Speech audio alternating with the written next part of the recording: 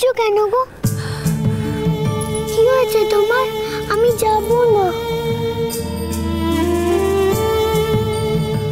আমি এত কথার মধ্যে যেতে চাই না অনিন্দদা। এতদিন ধরে তোমাদের বাড়ির সবার রিকোয়েস্ট মেনে আমি অনেক অপমান সহ্য করে এই বাড়িতে ছিলাম, কিন্তু আজকে আমি ঠিক করেছি আমি যাব। আমি তোমায় যেতে দেব না। তাই নাকি? আমি ঠিক করেছি আমি যাব। আমি দেখি তুমি আমাকে কেমন করে আটকাও। না, আমার কোনো ক্ষমতা নেই। আমি জানি আমার শুধু ভালোবাসার জোর আছে। তুমি সেই ভালোবাসার জোরকে অস্বীকার করে কেমন করে চাও সেটা আমি দেখব। ও মাম্মা, মাম্মা, ভালো আন্টি বলেছে যে আমাদের আজকে যেতে দেবে না। তাই বুঝি বুকান? তোমার ভালো আন্টি যদি মনে করে থাকে যে ভালো আন্টির ইচ্ছেতেই সবাই পুতুল হয়ে নাচবে, তাহলে সে ভুল ভেবেছে।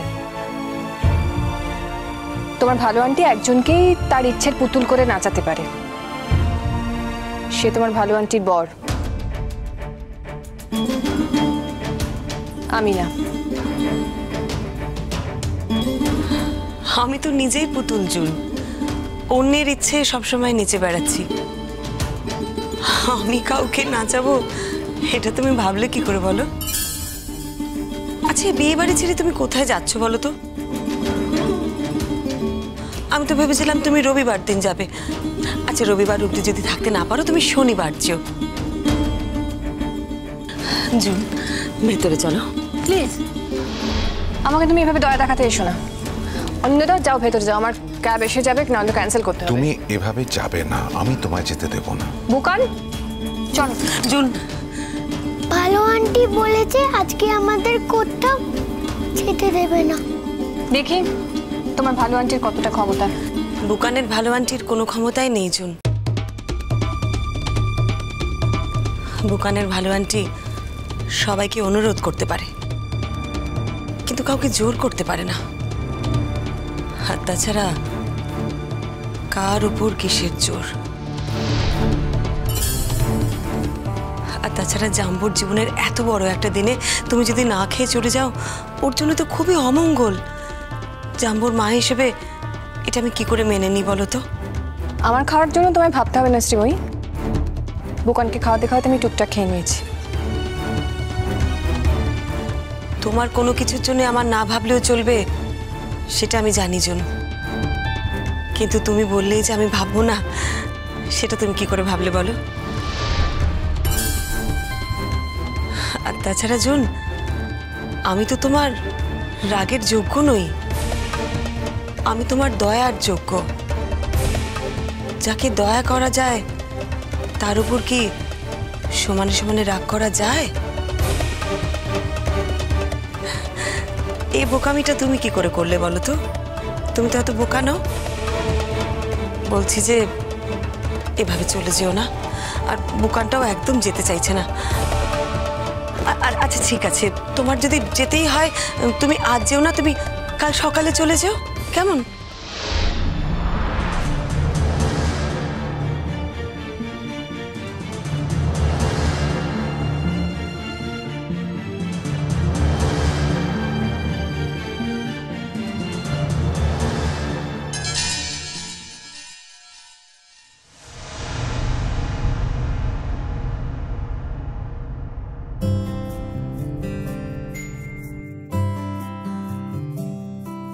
ছিল সুখী গৃহকোণ, সবাইকে ভালোবেসে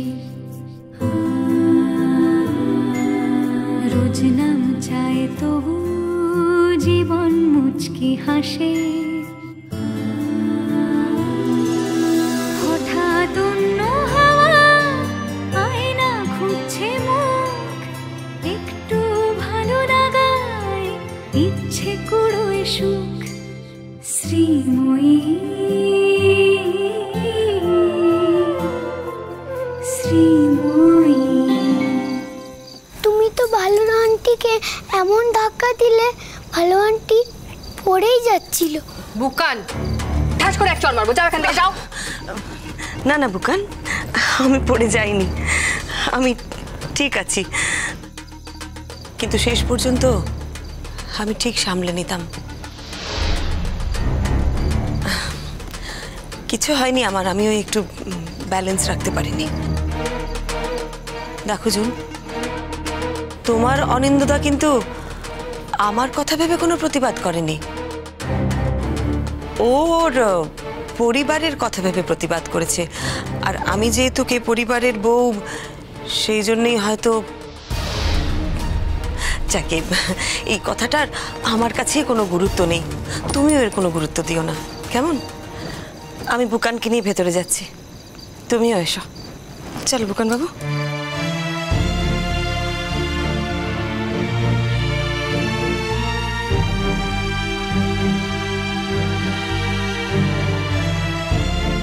সরি জুন, তুমি প্লিজ চলে যাও না, প্লিজ। তুমি চলে গেলে এক লহমায়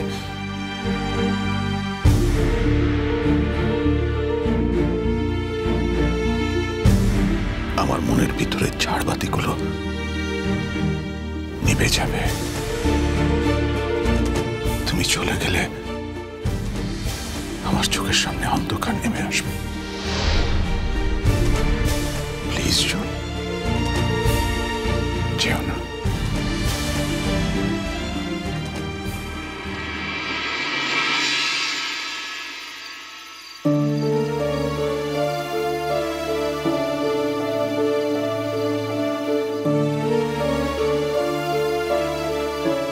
তোমার সাথে আমার কয়েকটা কথা আছে।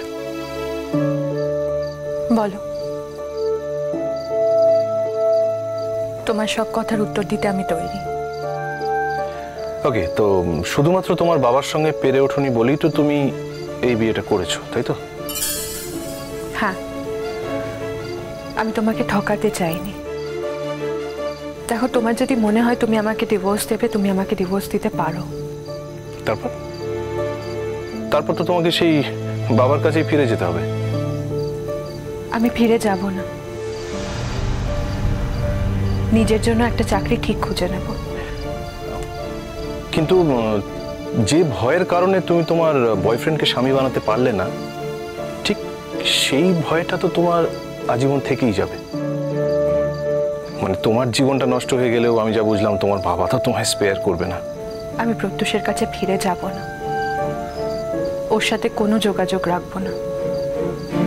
দেখো, তুমি যদি আমাকে ডিভোর্স দাও, আমি তোমার এগেনস্টে কোনো কমপ্লেন করব না, আমি সবটা অ্যাকসেপ্ট করে নেব।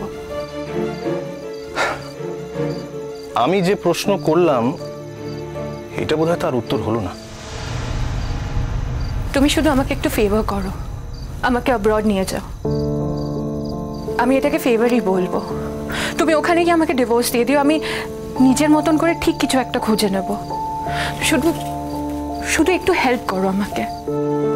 আচ্ছা, তার মানে এই কটা দিনের জন্য তুমি আমাকে ব্যবহার করতে চাইছো?